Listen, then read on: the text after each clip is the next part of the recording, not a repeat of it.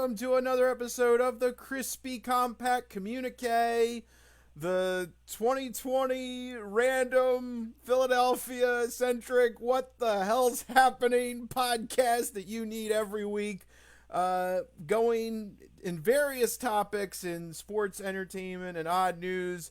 How are you doing, everyone? How you doing, Mike? What's up? I'm doing good, Rich. Everything's going great. I'm sitting here, and for those of you tuning into the video form of the podcast, I'm sitting in a cozy little like lounge thing with a fire going. It's a scene from Mass Effect, and it looks like you're sitting by like a supernova. Yeah, this is the background of the elusive man. Oh, So we're both very big people. If this was Mass Effect, we'd both be very important characters. very big people. I'm glad you clarified that to mean important and not just like large beings. Very important. We're major players in the universe. Take that. We are major players in the universe, but yeah, man.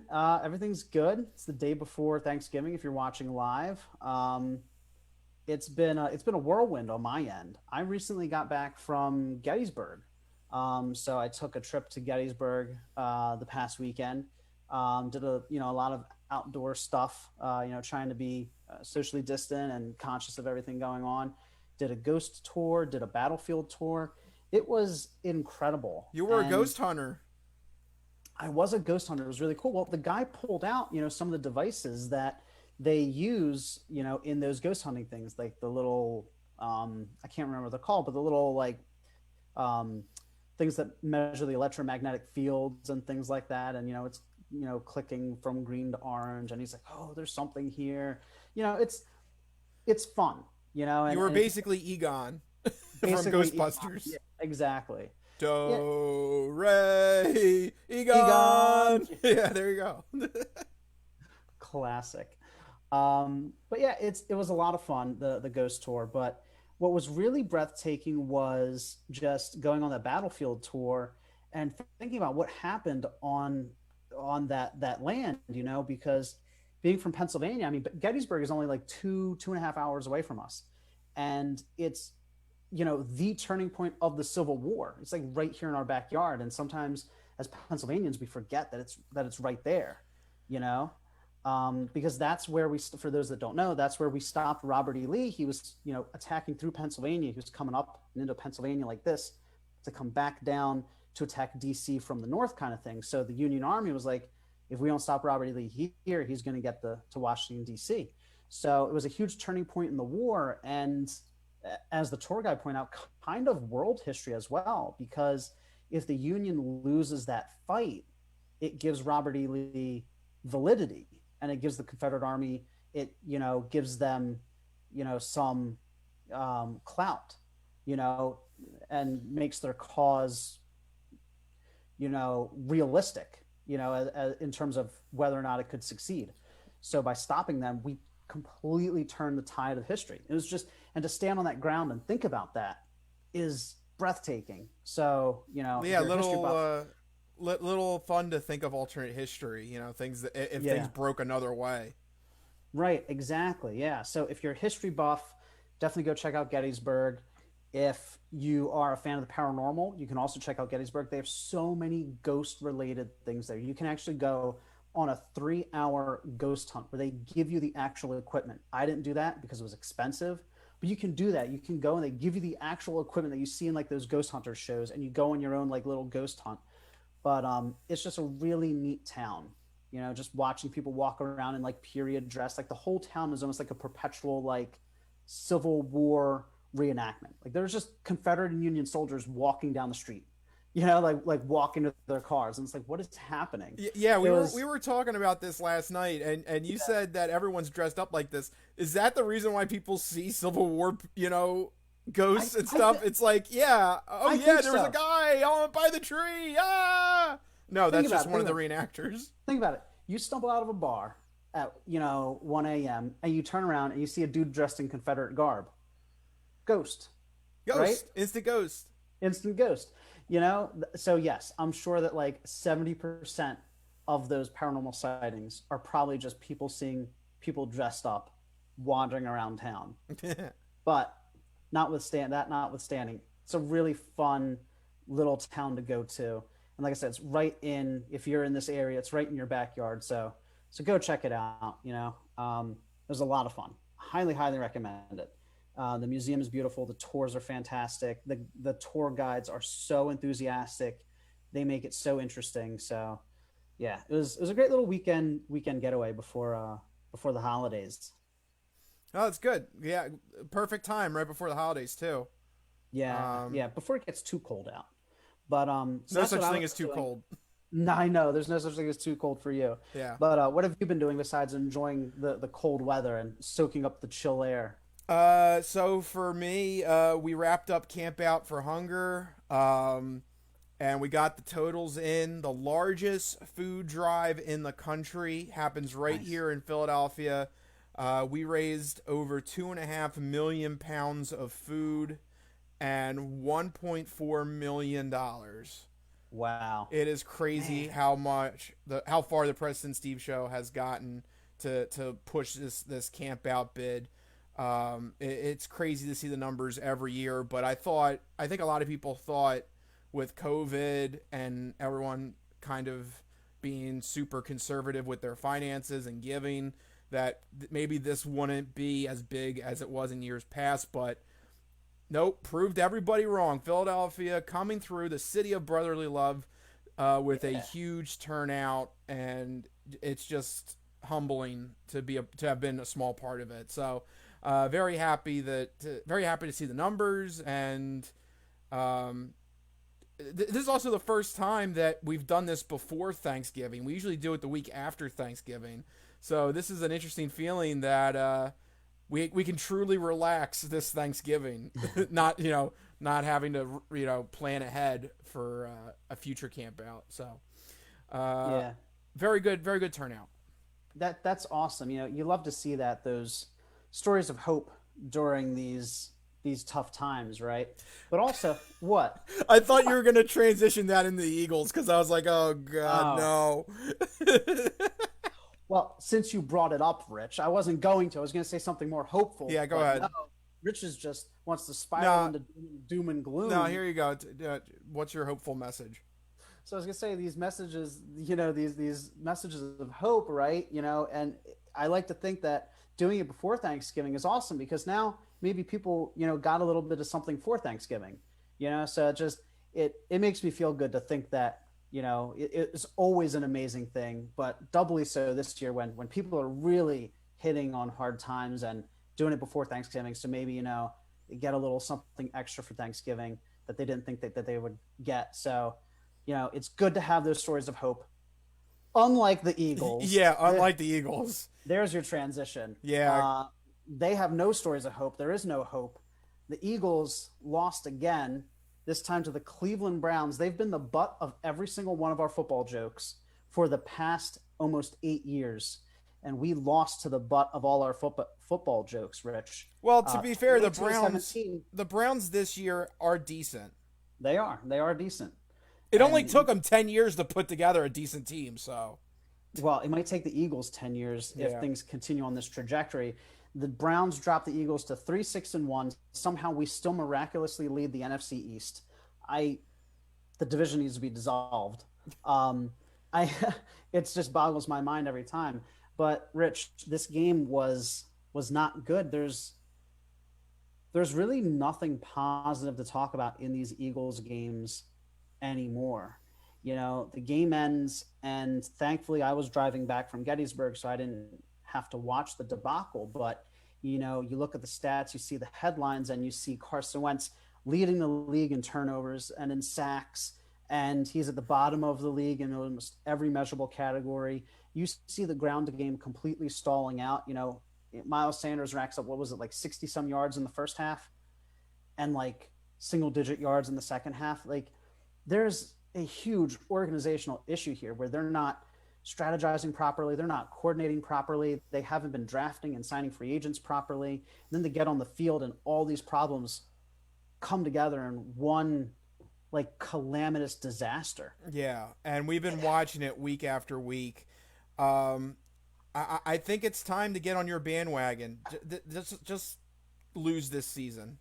I think there needs to be an internal cleansing within the organization to get rid of the mindset that maybe if we hold on to some of the Super Bowl pieces that we had a couple years ago, that maybe we can turn things around real quick. I I think we're getting to the point we need a full rebuild where we look at every single position. Yeah, it's really the only way that you can sort of fix this problem because I see it as an organizational problem. It's not like sometimes, like in 2017, we just needed a few pieces. We get those few pieces, we paid, you know, the money, we paid the draft picks to get those pieces, and we ended up reaching the highest of heights. But this isn't a case of a few pieces. This is like a serious rebuilding needs to happen. Our players are old, they're injured, we haven't been drafting well, our free agents haven't been panning out, and now everybody talk about how Howie Roseman was a cap genius, a cap wizard. Guess what? You can only push cap money off so far. And all of a sudden, we're looking at next year. The reason why the Eagles have like 20 some $million in cap space right now is because they need that to roll over to next year, because next year we're in the hole 50, $60 million. Yeah. So all of a sudden, all these things that were going for us, these veterans, this veteran presence, the Howie's cap geniusness, it's all turning against us now all at once. Doug Peterson, oh, he's so ballsy. But like his ballsiness is like screwing us over so hard anymore. And I don't understand. His play calling has been atrocious the last 2 seasons. It has been. And is that the loss of Frank Reich? I think it is. Is that the players not playing up to that? It's like ever since Frank Reich left, there has definitely been a step back in terms of play calling and creative plays. It has been. I don't think we can put it all on Frank Reich, though. I mean, but it was a big part of it. Yeah. There's definitely a stark contrast to the Super Bowl year play calling and then the couple seasons afterwards. Yeah.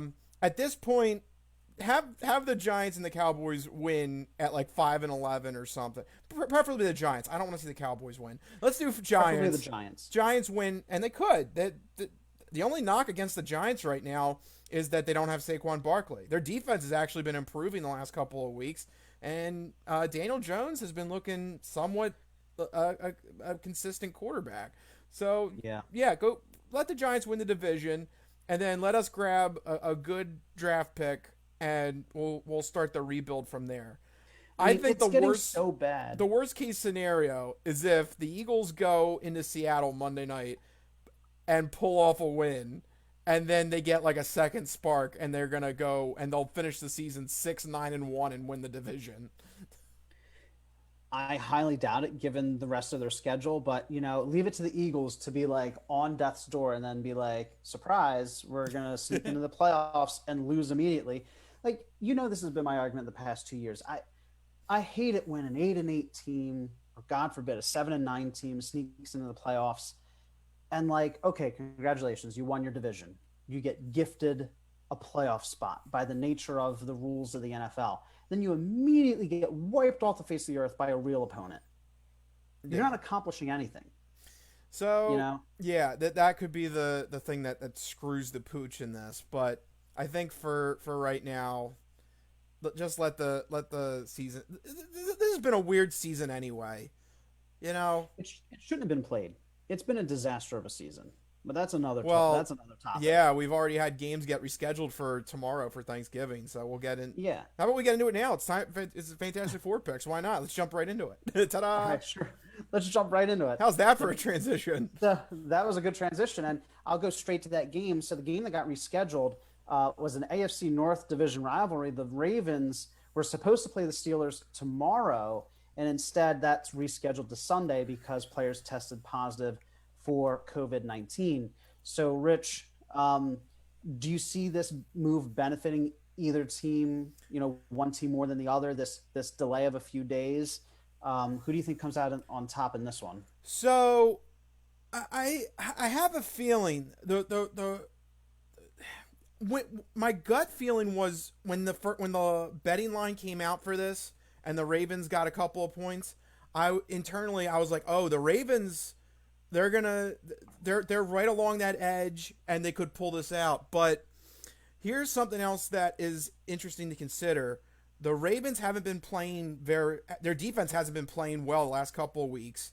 Lamar Jackson has been somewhat figured out, or at least his explosiveness has been limited by game planning the last couple of weeks. Yep. Um, Lamar Jackson also called out his team a little bit, saying that they weren't playing to their potential, which that's not something you really want to hear from your starting quarterback. Also, on the flip side, since the Steelers are I think they're 2 games or 3 games ahead in that division, if they win against the Ravens, that pretty much all but assures that they were going to win the division and contend for the number 1 overall slot. There's a lot at stake for the Steelers here if they go in and just knock out the Ravens and take care of business. I think there's a lot to play for the Steelers. I think the Steelers pull this one off. Yeah, the Steelers, despite all odds, I think they're the only team with a uh, a perfect record so far. Yeah, no, yeah, they're the only team left undefeated. Yeah, they're the Which only undefeated team left. at Yeah. some point they're going to need to lose a game. You don't want to have the recollection of the New England Patriots season. Right. I'm so tempted to say that they're going to lose this game because the Ravens lost the last game, and it's very hard to beat a division opponent twice in the same season. But you're right. Right now, the Ravens are in such a slump, and the Steelers, like I said, against all odds, they're getting it done. They're not particularly stellar in any one category. Their defense is the real standout. They have the 4th best defense, but everything else, they're just sort of there. Like that's why stats don't tell the whole story. So I'm really tempted to give it to the Ravens because, like you said, the Steelers have to lose eventually, and it's really tough to beat an opponent twice in one year. But I think this game is in Pittsburgh. The added time is going to benefit a more experienced team like the Steelers rather than Lamar Jackson, who is in the middle of a funk. And if we know quarterbacks in funks like Carson Wentz, it sometimes takes them a while to get out of it. And I don't think Lamar Jackson is going to snap out of his funk, that quickly. So I'm against my better judgment. I'm going to go with the Steelers, but I still think it's going to be closer than we're leading people to believe. It's a shame that this game got moved because this would have been a fantastic Thursday night football game. Great primetime game. Oh yeah. Oh, this would have been a great primetime Thanksgiving Day game. Unfortunately, this year is what it is. Yeah. But let's move on to other games. We have a battle for the AFC South. The Tennessee Titans are traveling to Indianapolis to face off against the Colts. Both these teams at 7-3. This could very well determine who takes this division. Rich, how do you see this one shaking out? Just a few weeks ago, the Colts pretty much decimated the Titans 34-17. Could we see a repeat? So that score is a little misleading because the first half of that game was actually relatively close. The second half, the Colts pulled away. And here's the thing. The Colts have been getting pretty lucky from Phillip Rivers. He's been playing pretty good. I still think at some point the floor is gonna the rug's gonna be pulled out from Phillip Rivers. At some point, I don't know. I don't have the confidence that he's gonna actually lead the Colts to the full blown division title. On the other hand, the Titans have been getting better, especially on the defensive side of the ball at each week. And I think it's really going to be tough to stop Derrick Henry. And again, I go back to your argument. It's also tough to defeat an opponent twice in the same season. I think the signs point to the Titans in this one. I think it's going to be. I just don't see Phillip Rivers and the Colts beating the Titans twice. That just doesn't sound right to me. Maybe it does happen, but my gut says that's not going to happen. I'm going to go Titans in this one. So I will say this. This is something I didn't realize. I'm reading some interesting statistics here. Phillip Rivers is on pace to be the first quarterback to start 16 games and be sacked fewer than 15 times since Manning in 2009. So he's getting great protection, but I mean, how long can you ride an aging quarterback like that? You look at Tannehill, and you don't really think of Tannenhill as like an elite passer, but I He mean, gets the job done.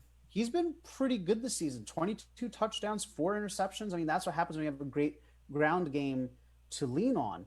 Um, Man, this is very much like the last game. It's like your mind says, the way Rivers is getting protection, the way that the Colts defense is playing, they should probably win. But on the flip side, the Tennessee Titans, they're not a team to scoff at. They've been very good last year and this year. And you just know how difficult it is for teams, as I said, in the last matchup, to beat a division opponent twice. This to me is almost like a coin. It's the last game and this game are basically like coin flips. Um, I've liked the Titans last year and I like the Titans this year. This is really tough, but Indy at home. I don't know. That doesn't really matter in the 2020 season. I'm gonna agree with you. I'm gonna go with the Titans as well. I like what they have. If they can control the flow of the game with their ground game and prevent Rivers from doing what he does best, then they can win this game. Keep the ball out of Rivers' hands basically by controlling the clock, controlling the flow. They should be able to win it. All right. Next up, we have a quarterback showdown between the Kansas City Chiefs and the Tampa Bay Buccaneers. Rich, who do you like in this one? This one is going to be Kansas City all the way. Yeah. Even though they're going to be on the road, there's some drama going on with this Tampa Bay team. They have not been jiving right the last couple of weeks.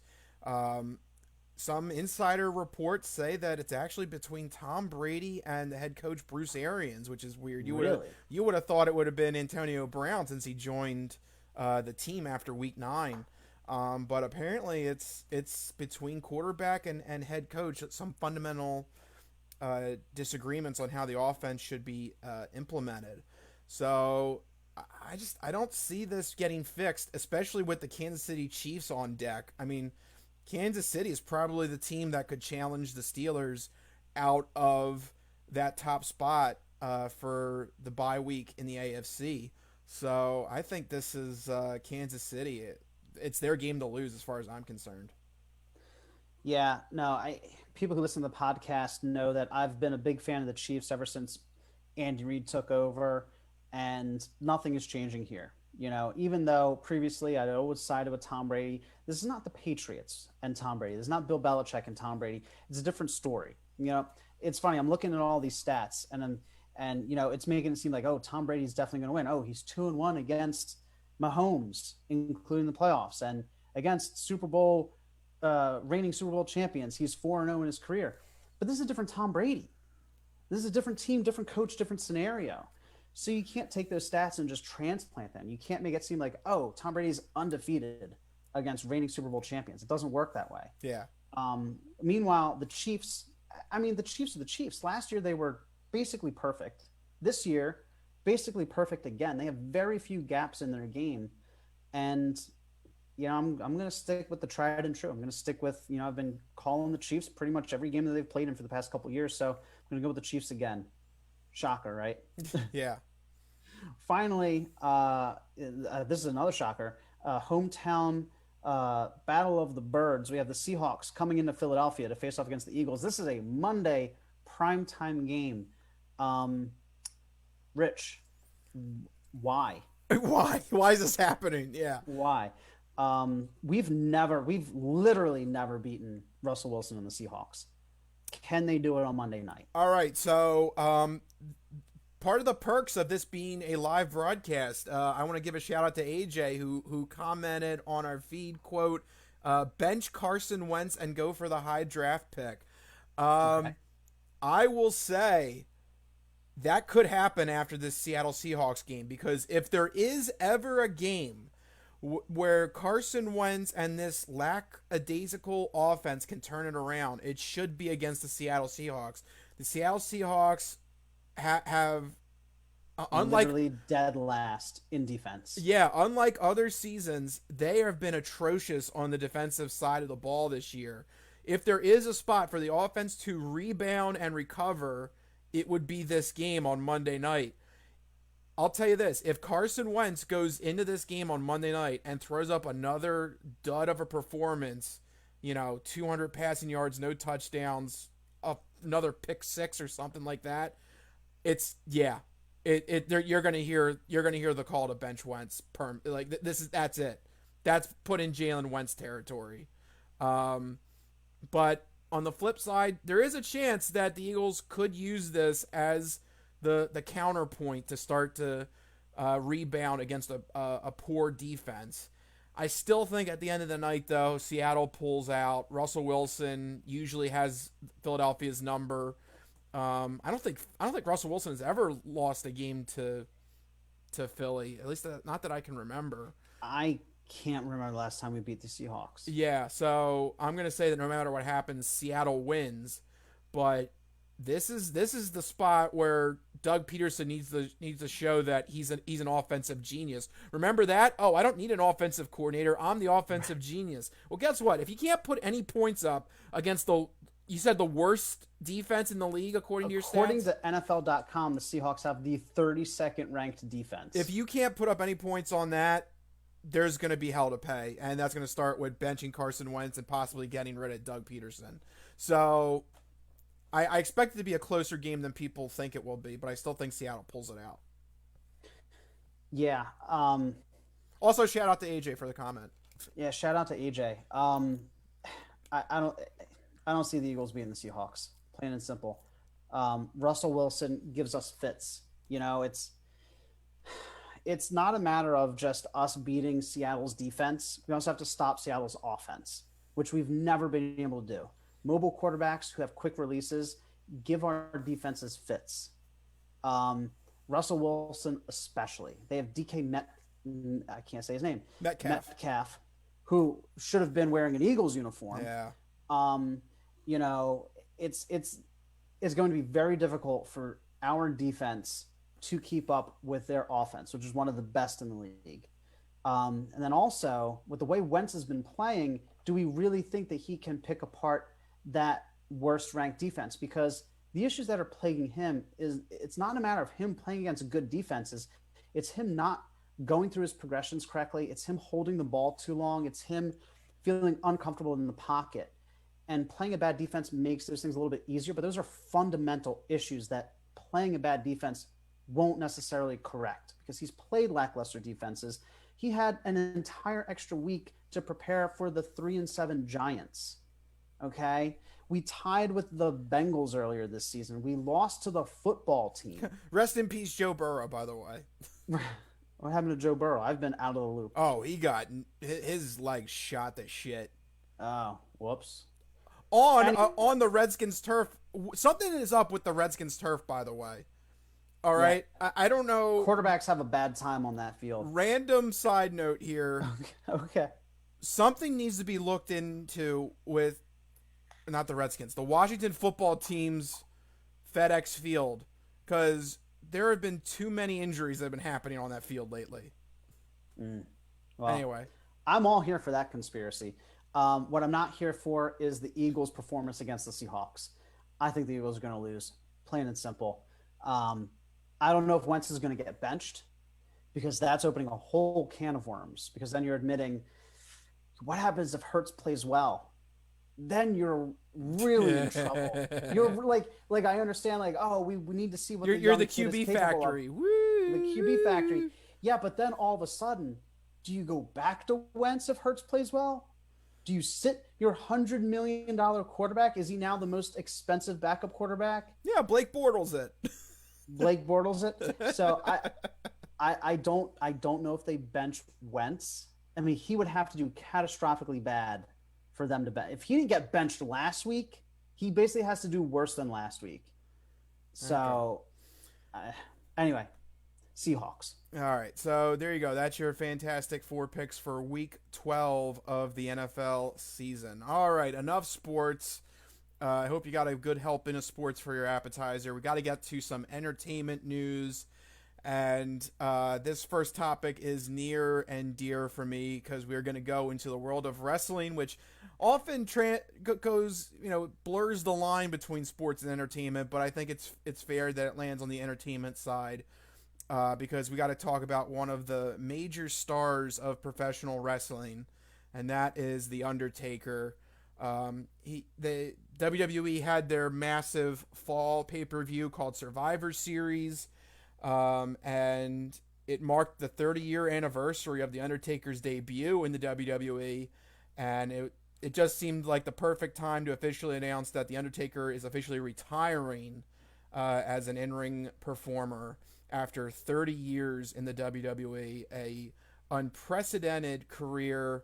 He won multiple world championships. Had the legendary WrestleMania streak, which is a storyline. I don't think that'll ever be recreated ever again. His character and gimmick is consistently ranked one of the top three ever in WWE history. I mean, just every pedigree that you want to measure a pro wrestling star, the Undertaker checks off. Between the gimmick, the moves, the accomplishments, and even though he didn't get a farewell with a full crowd, with COVID and everything happening, it still felt important, and it still, I think, left a good mark in terms of everybody in the WWE universe seeing him go out one last time, and with the whole fanfare, with the whole ridiculous entrance and the whole outfit, and him kneeling to a holographic Paul Bearer, which was really cool. Just playing up all that gimmick one last time. It was good to see, but after 30 years, I think it was well deserved that it's finally time to put it to rest. Do you remember Undertaker? Do you have any memories of watching Undertaker? I was never particularly into wrestling as a kid, but the fact that I know of the Undertaker, and his significance speaks to the fact that there are individuals in certain industries and sports and entertainment fields that transcend just the normal fandom, and they transcend that, and they sort of end up in part of the common understanding of the sport.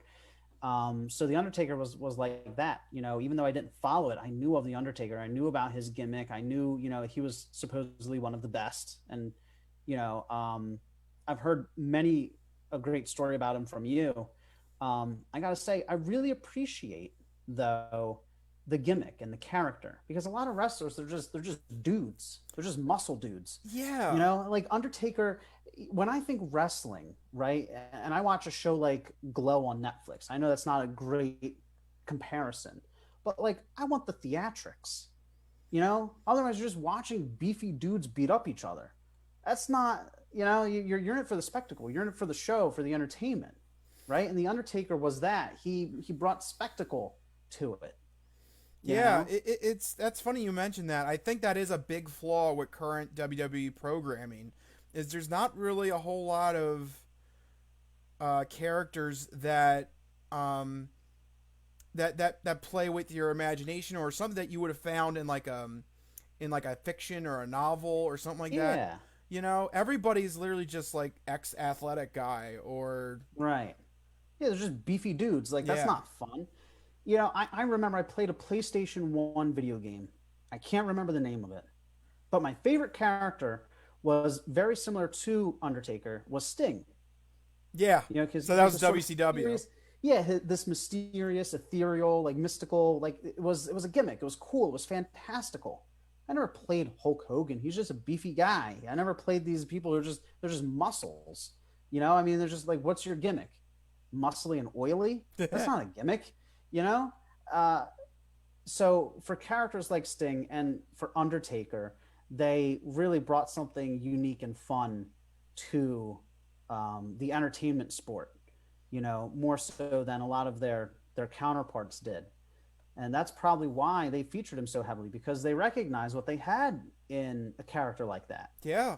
Something fun and creative and new and different. I mean, think about it. Undertaker was featured in any WrestleMania that he was healthy, they featured him in. That's why he had the streak going all the way up until Brock Lesnar in 2013. I mean, it's something that's you're never going to see again. I highly doubt WWE is ever going to have something to that angle ever again. So it is a very rare feat to have been able to watch a career like Undertaker's. There are so many great moments that happen in his career between Hell in a Cell and him winning, World Heavyweight Championships and his feud with Brock Lesnar. Like he had some really stellar moments in his career. So I'm glad that he's finally gonna go out on his own terms and ride out into the sunset on his own accord. So with that though comes another factor. What is he doing in his retirement, Rich? Yeah, with that comes another factor. Now that he's not wrestling, he's going to need to make money some other way. And apparently WWE advised him maybe he should go on one of our favorite services, Cameo, and take requests from fans. By the way, we're not going to do it because it costs $1,000. I'm not paying $1,000 for a 30-second clip. No, that's okay. Yeah. But apparently a few of them leaked on the Cameo website of the Undertaker saying hello to fans.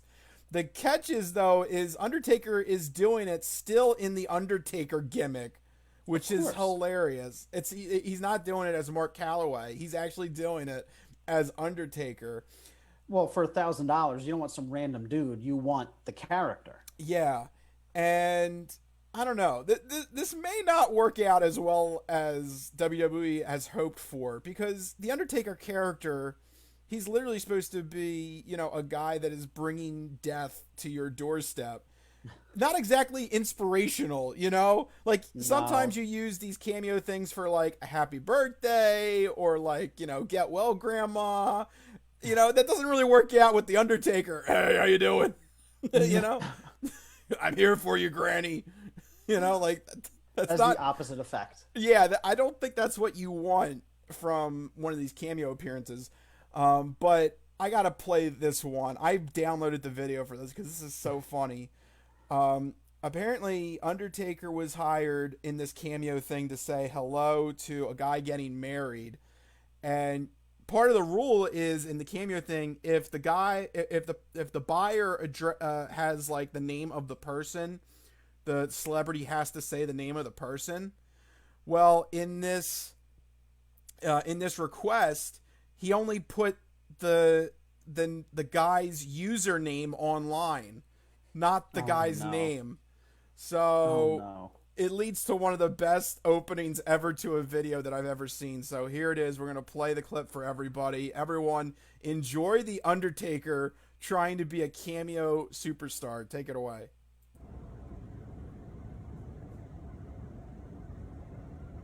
All Elite Scooby-Doo. That's how I'm going to address you. Well, All Elite Scooby-Doo, congratulations on getting married. You did the right thing. In March of next year, your days as a single man will soon rest in peace. Oh my God. I love so many things with that. Oh, man. Between the fact that we actually have him now on record saying All Elite Scooby-Doo. Fantastic. That was amazing. That was so... Oh, yeah. There's so many things about this. Like, one, just the dichotomy of the character and what he's saying and like wishing these people well. Like, it's just doesn't make any sense, you know? So I just love the fact, we got that. Then in the middle of it, he realizes how ridiculous this is. And you can see him start to laugh a little bit, and then he turns it into like the Undertaker doing like a sick laugh, which doesn't happen ever in the ring. I think he played it off well. Or as well as like he's never done that before in a promo. He saved it though. He saved it Yeah. a little bit, Ah, a little ah, bit. ah, ah. But the all elite Scooby Doo. Yeah. That's Elite Scooby Doo. it's just so bizarre to hear somebody try to say that with like a sinister tone. You Yeah. know? It Oh doesn't my God. exactly exactly work. So No, it doesn't strike fear into my heart. No, not at yeah. all. But I'll tell you what, at least the Undertaker's trying to give back to fans a little bit. He does the videos in the get up, so you gotta give That's him pretty props cool. for that. But I don't know, they may want to tweak this thing a little bit because I don't think it's going to work exactly the way it does for Well, other celebrities. fans have to help him out a little bit. They got to give him an actual name to say. One, and What? two, All Elite Scooby Doo? That's not a name? I'm no. going to name my firstborn that. All Elite Scooby Doo. So is all elite the first name, or is the whole thing the first name, or is Scooby Doo just the middle name? All I need to. All Elite is the first name. Scooby Doo's the middle name. Okay, There you go. so Fantastic. there you go. All Elite Scooby Doo. So if you leave out the middle name, it's just all elite Liebig. Perfect. There you go. Yeah, fits perfectly. Rich loves that. He's gonna do it for real now. Yeah. But yeah, so sure, all elite Scooby Doo, fine. That's a good name. But fans still have to give him like requests that he can work with. You know, you have to if he's gonna be in character, you want him to be in character. You got to work with him a little bit. You can't have him say like cheery things. You can't be like "Happy birthday, Grandma," like you said. It's got to be, you know. Happy birthday, Grandpa. Yeah. No, they gotta set their expectations accordingly. Yeah. For what he's doing. That's fantastic though. Not worth $1,000, but still fantastic. Yeah. So there you go. I hope you guys enjoyed that as much as I did. All Elite Scooby Doo. I'll never forget you. Oh man. All right. Speaking of things that I will never forget, one of my favorite Christmas movies is Home Alone. Randomly, what a segue. And apparently Mike wanted to mention this topic because it's on his favorite streaming platform, Disney Plus. Home Alone is on there. The original director of it, Chris Columbus, apparently had some fighting words for anybody that thinks Home Alone should be rebooted by Disney Plus, which is apparently in the works. Did I get the gist of this right, Mike? No, yeah, you got the gist of it right. Disney Plus is looking to reboot Home Alone. They have a pretty good cast lined up for it. And it seems like things are going to, let me see here. It had been filming before the film industry was shut down in March. So they don't have a release date yet, but it is very much actively in the works. So, Chris Columbus, of course, the original director of the first Home Alone, was asked for comment, and he said such glowing words for the reboot. Quote, "It's a waste of time as far as I'm concerned. What's the point? I'm a firm believer that you don't remake films that have had the longevity of Home Alone. You're not going to create lightning in a bottle again. It's just not going to happen. So why do it? It's like doing a paint by numbers version of a Disney animated film, a live action version of that. What's the point? It's been done. Do your own thing. Even if you fail miserably, at least you have come up with something original." Pretty strong words from the original director. But I think he hits on some things that I think ring true when we talk about these remakes. I know something that we've always echoed, is it really necessary? Like sometimes remakes and reboots make sense to modernize something, to bring it up to date for younger audiences, or to, if something is particularly dated, to, try and reinvent it. But the whole thing with Home Alone, like trying to modernize it, I agree with Chris Columbus. It's a waste of time, because if I'm thinking about Home Alone in a modern setting, like cell phones solve the entire issue. Yeah. It's like a lot of Seinfeld episodes when we talk about, if we try to envision Seinfeld in a modern setting, like the Chinese restaurant episode doesn't happen. The answering machine episode doesn't happen. You know, like certain things don't work. And while all of Home Alone can't be solved, like it's much easier to solve given modern amenities. So it all, I guess it all depends on how Disney Plus approaches this. You know, is it going to be really like weirdly ham-fisted, like, oh, the cell tower's out, he can't contact his parents. You know, like someone like, destroyed all the cell towers in the area. Right, exactly. So I guess what I'm saying, to sum it up, I completely agree with Christopher. Damn it! I knew I was going to do it. Yeah, I completely agree with. He's going to explore after this. He's going to explore after this. Before the show, I was like, Rich, I'm going to call him Christopher Columbus. I got to remember to call him Chris Columbus, and I did it anyway. So I agree with Chris Columbus that it's a waste of time. You know, but my issue is with certain things. If you try to modernize them, inherently ruin them. You know, I think Home Alone doesn't need to be modernized. Like, I feel like watching that movie, people can still relate to the basic premise of it. You know, it's not something that needs, it's not like it is dated, but it's not like out of date in terms of the concept of it. You know what I mean? Yeah, it doesn't need a reboot. It's as simple as that. I'm sorry. It's just one of those things. It doesn't need a reboot. It didn't need Home Alone 3 and Home Alone 4, you know, and a TV movie too, I think. Like, it really got spread out to like a ridiculous length. Like, they were trying to milk Home Alone as much as they could. It should have only been 1 and 2, and that's it. It didn't need anything else.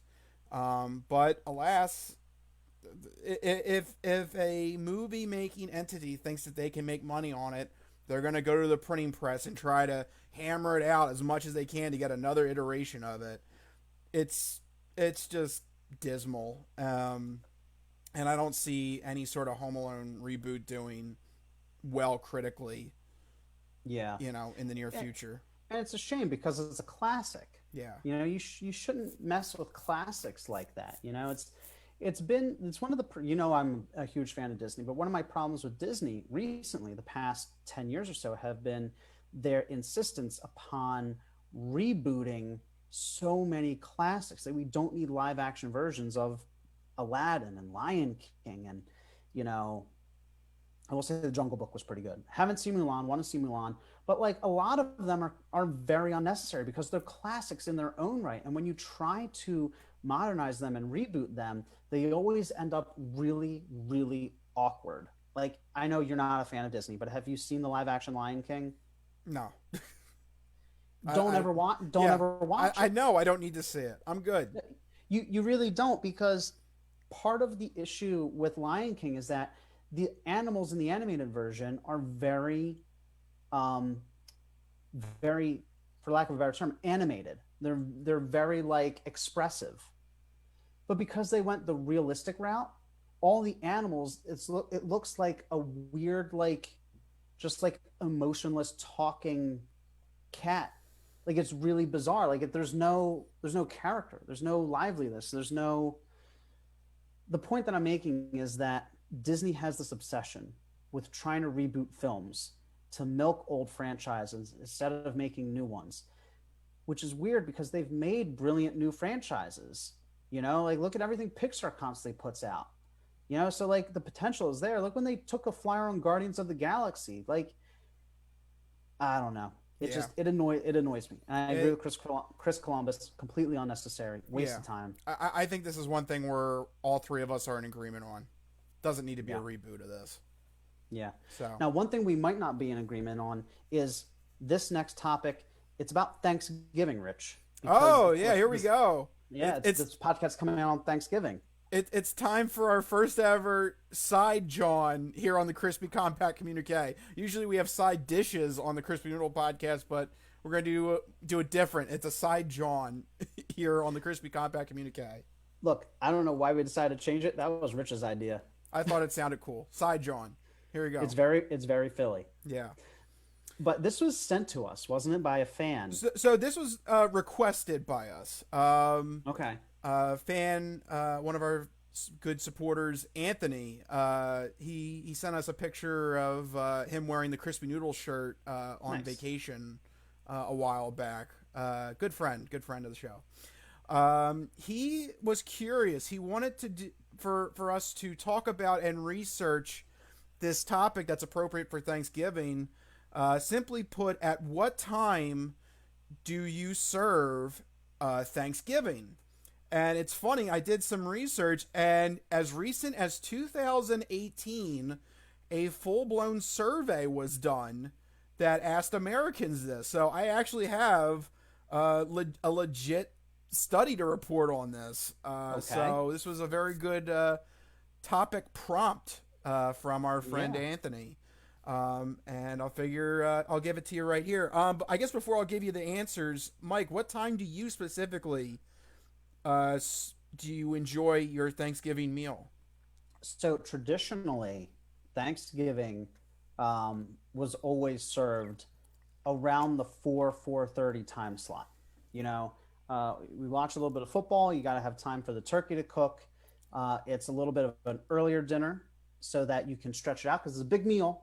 You got to have seconds. You got to have thirds. You got to have fourths, maybe a little bit of extra stuffing.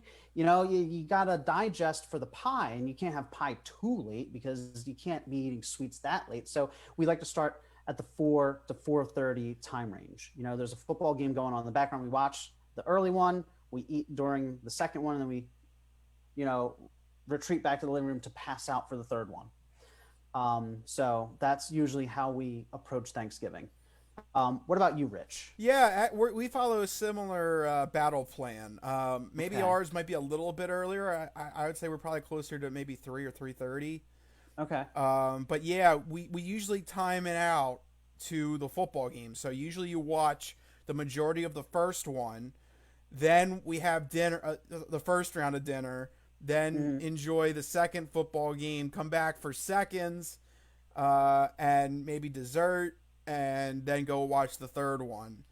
It's basically it's basically trying to find like a 5-hour time span where you can just constantly eat. Yeah. And if you start too late, you don't have that that amount of time. Right. So you know? I think between you and me, we're both in agreement that it's usually we want to have multiple rounds of the food. Right.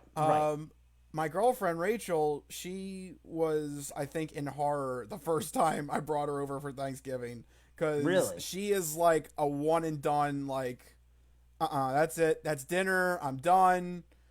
Maybe you do dessert afterwards, but that's it. And I'm like, this is all day. You go, we go all day. You got to get a second round.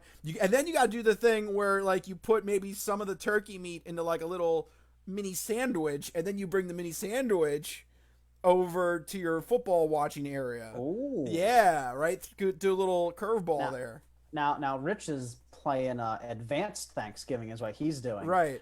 So that shocked Rachel, I think, the first time I brought her over for Thanksgiving. Exactly. These meals, they have courses. You know, you gotta. But I guess not everybody does it that way. So here we go. Here's the results of the 2018 survey. All right. So they broke this down by either the first group was morning to 1 p.m., which, wow, that's really early. Trying to beat the first game. You're doing this before the first game starts. Morning to wait. Hold on. First off, what is morning? Because they ended that range with a specific time, but they started it with just an open-ended morning. From the time you get up to 1 p.m. Okay, that's a huge range of time. But right, what did people say? 12% said that they start that early.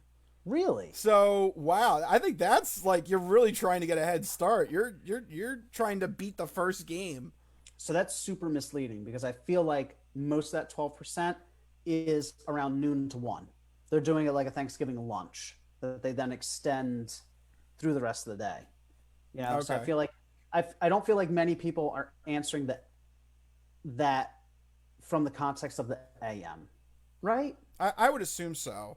I hope nobody's actually trying to eat turkey at 10:30 in the morning.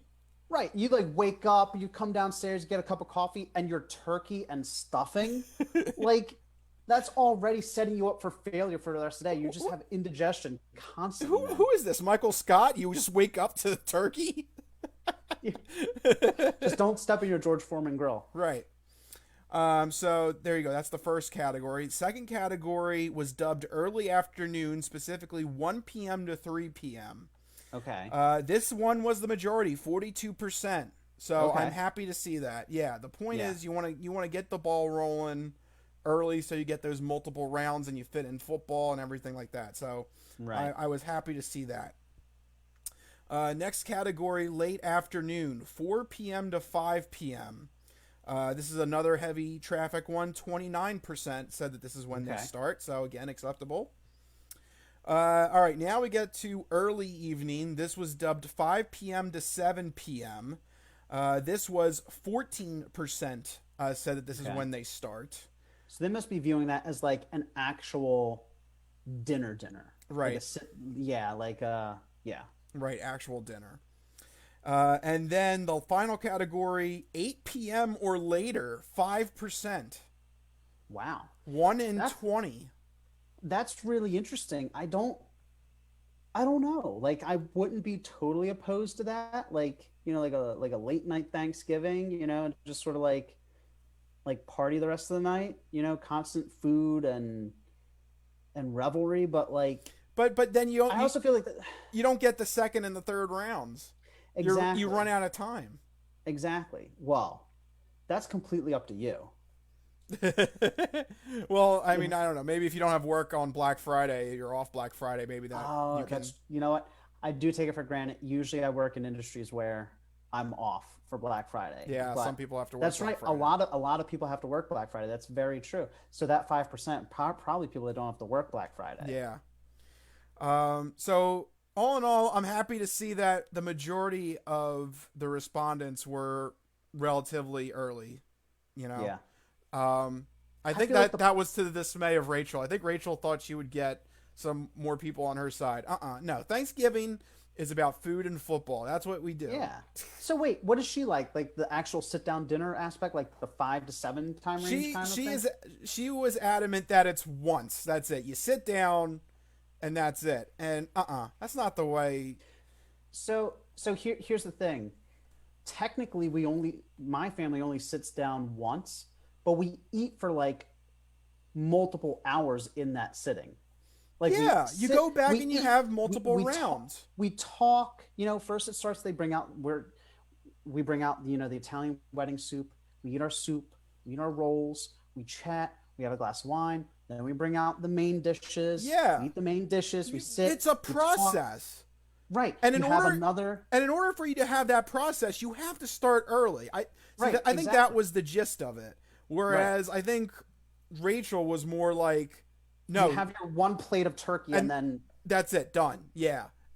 Does she realize that you're Italian? I don't think she does sometimes. Because I've noticed this non-Italians when they do an Italian style dinner. Because do you guys also do? I don't know. Maybe my family's unique, but do you also do in between dinner and dessert? You have like fennel and nuts and tangerines and like candies and stuff like that. No, I think we spend that time going for a second and third round of food. Because it's so we have our first and second helpings, but then after a certain point we're like, all right, let's break out the clementines and the nuts and the candies, and we have that before dessert. And there's usually a salad somewhere in between soup and dessert. I don't partake in salad. It's rabbit food.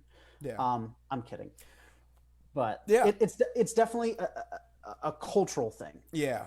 So I thought that was an interesting topic suggestion that got thrown to us by Anthony. That was a very good one, especially appropriate with Thanksgiving this week. So definitely appreciate the thought. Thank you very much for our first ever side John. Very good. Everybody should send us in when they have their Thanksgiving.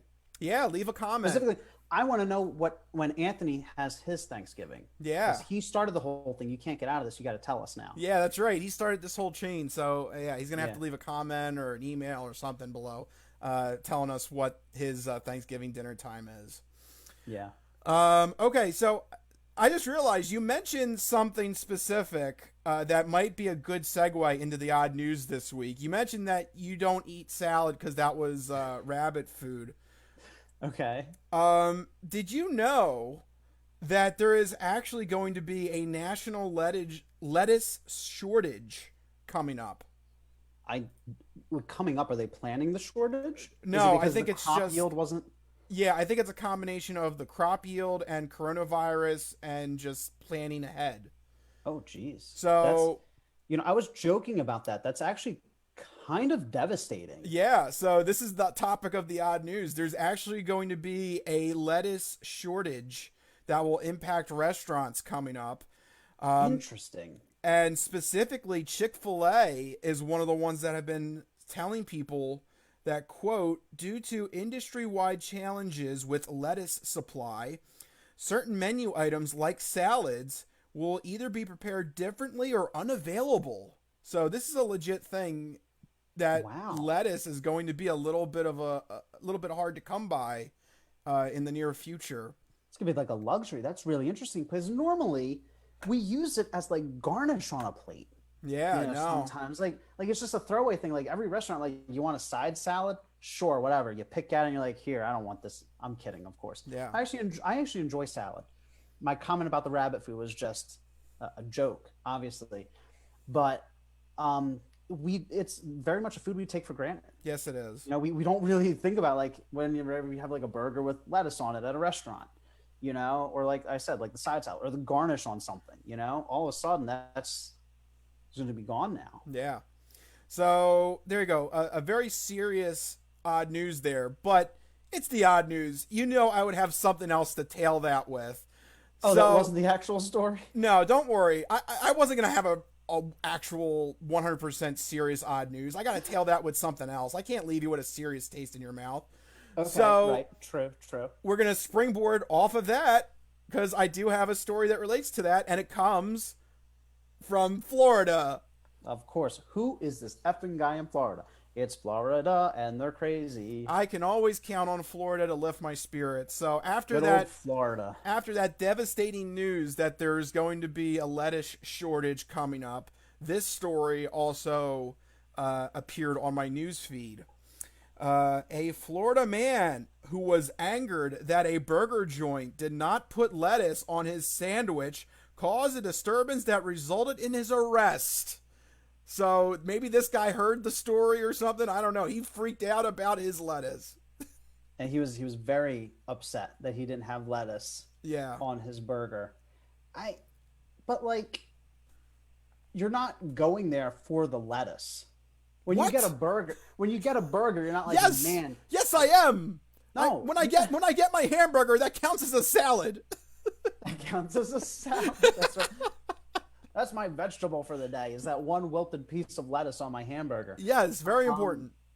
That's Man, people got to get a life. They really do. You're going to get a hamburger. You're not going to get a lettuce sandwich. Yeah. The lettuce is like an accoutrement. It's not the main thing. Ooh, fancy word, accoutrement. Accoutrement. I don't even know. Did I use that right? Ever since you Who got knows? that apartment, Mike, you've been using fancy words. This fancy fireplace and Yeah. the hover cars back over wherever they are. Yeah, accoutrement. Yeah. Yes, very nice. Accoutrement. Yeah. Police say that 49-year-old Henry R.C. Caballero decided to beat on the windows of a Checkers restaurant. So he's literally banging on the thing. Give me lettuce! Yeah. What? But like, there's so many. There's much more effective ways to get lettuce than just pounding on the windows. Give me the lettuce!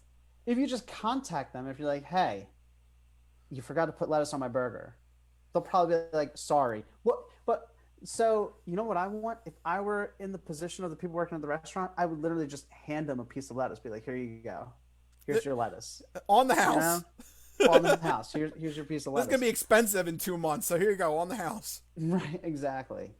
I can't believe that he wanted lettuce on his burger that bad that he's like pounding on the windows. Like, really, guy, you don't have anything better going on? So he was banging on the windows on this Checkers restaurant. Cops arrived on the scene and noticed that he was continuing to yell and scream at the employees behind the windows. So this Okay. guy just won't stop. He is No. literally just, the fire has been lit, and he is just going 100%, not stopping anytime soon. Um, so this was all around 11:30 p.m.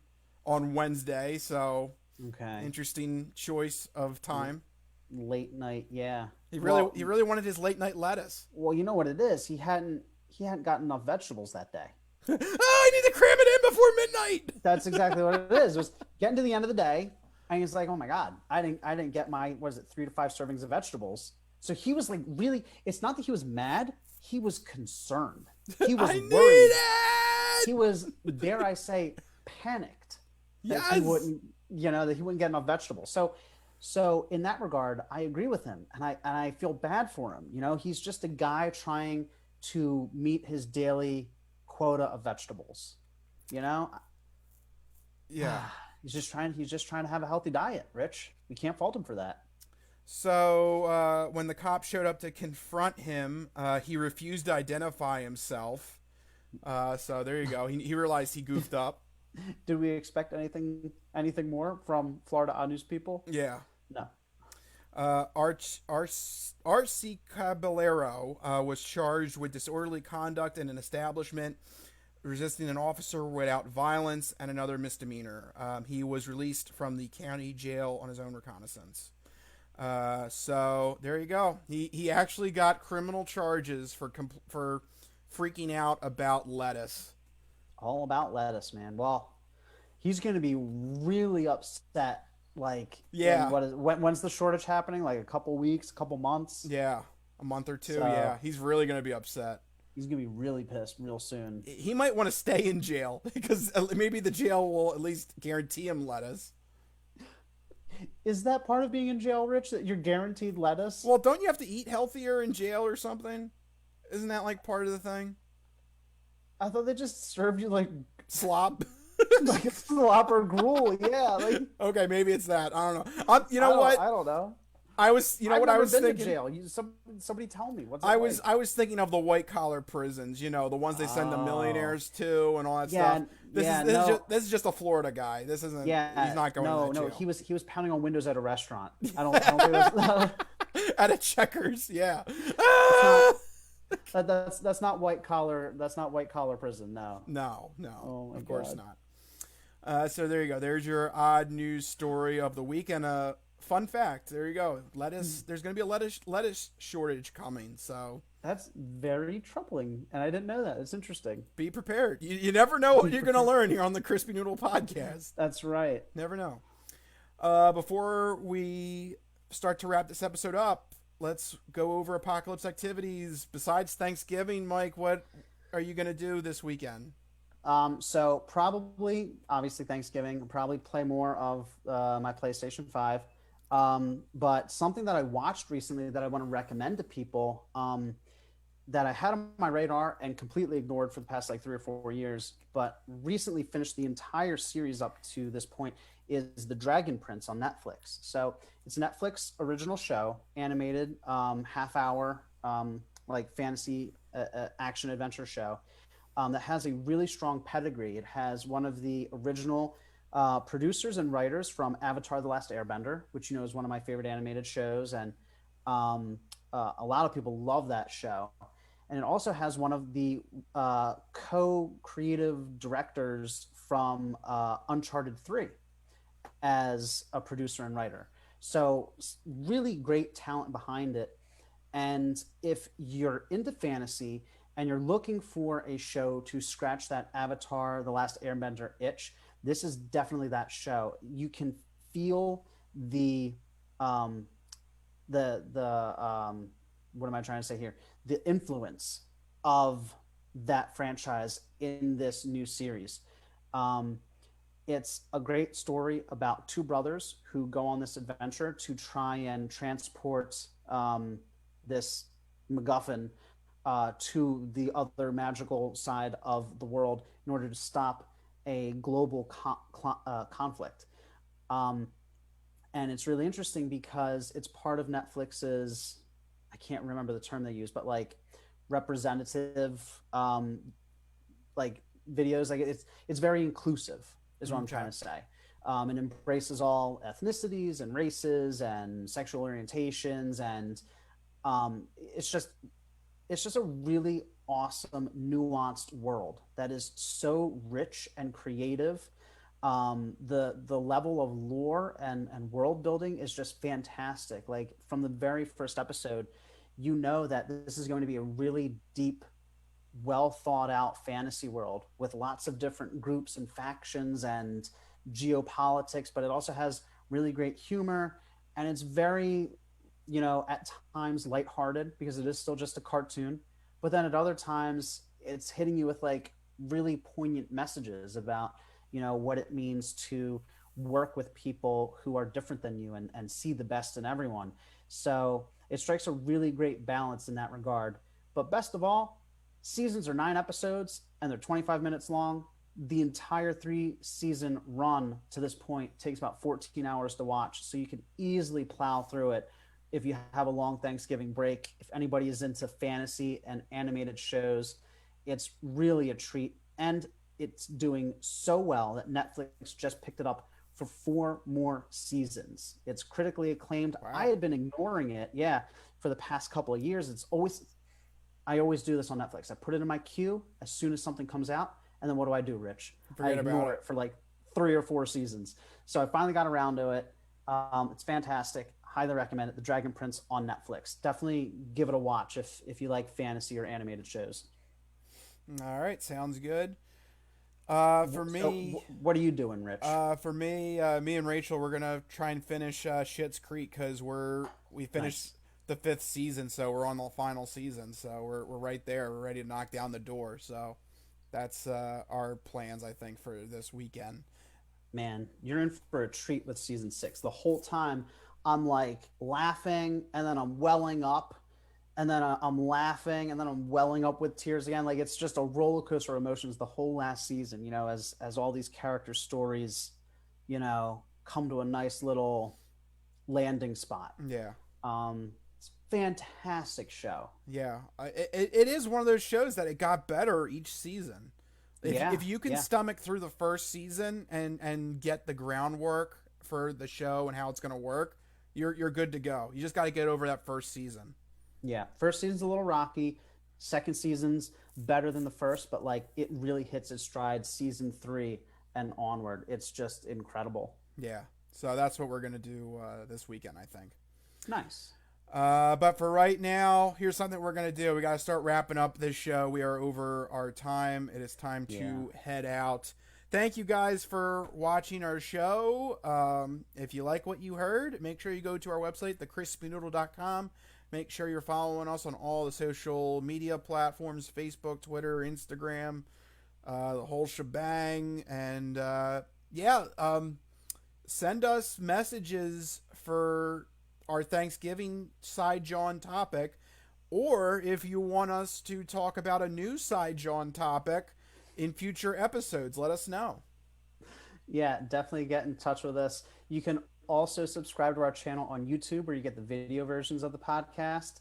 But you can still get the audio version of all these podcasts by subscribing to the Crispy Noodle Podcast on iTunes, Spotify, Stitcher, and Google Podcasts. So make sure you search for, download, and subscribe to the Crispy Noodle Podcast on YouTube or the podcast service of your choice. That's right. We also have a SoundCloud page where we have the mini noodles, the best bits of the show, shrunk down into a 2-minute promo clip that you can easily listen to this Thanksgiving weekend. Yeah, so many ways to get in touch with and share the Crispy Noodle Podcast. But if you want to get in touch with us individually to send us your sports, entertainment, and odd news stories, or like Rich said, those side Johns, you can find us individually on Twitter. I'm at Mikey Costanzo, MikeyCostanzo. And I am at Rich Liebig, RichLiebig. Find us on the Twitters and let us know what news topics you want us to cover or what's happening in your world. Let us know all about it this weekend of Thanksgiving. But for right now, it is time to wrap it up and go forth into the Thanksgiving weekend and enjoy a whole bunch of turkey and shenanigans. So, Here, here. Anything else, Mike? No, that's it for me. Everybody have a happy Thanksgiving.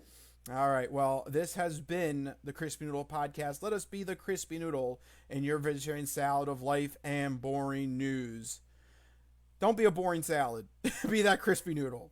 There you go. Perfect. Although you may not have a choice if this lettuce shortage does really affect everybody. So, The only thing that's left in your salad is the crispy noodle. that's right. We're going to be sticking around. So until next week's episode, we'll see you guys later. All right? See you guys. Later. Bye-bye.